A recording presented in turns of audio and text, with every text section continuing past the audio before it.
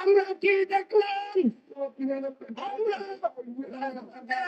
লড়াই করলাম, রক্ত দিলাম, নির্যাতনের শিকার হলাম, তখন অনেক সুবিধাবাদী দল আমরা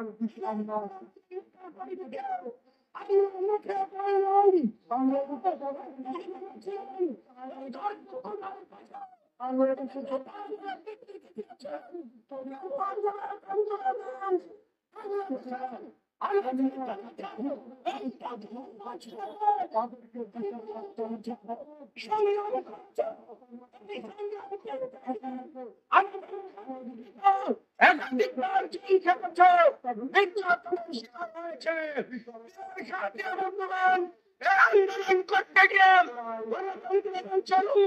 সংগঠন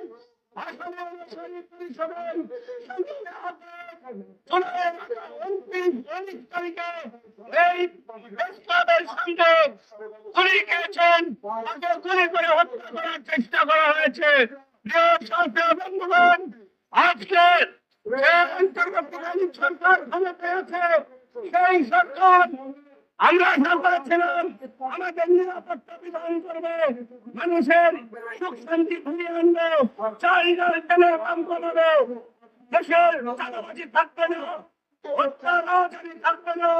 আমরা কি দেখছি আজকে বাংলাদেশের বিরোধী দল, বিশেষ করে আমাদের দেশটি নাগরিকত্বের নেতা কর্মীদের উপর বিভিন্ন জায়গায় নির্মম হামলা চালানো হয়েছে।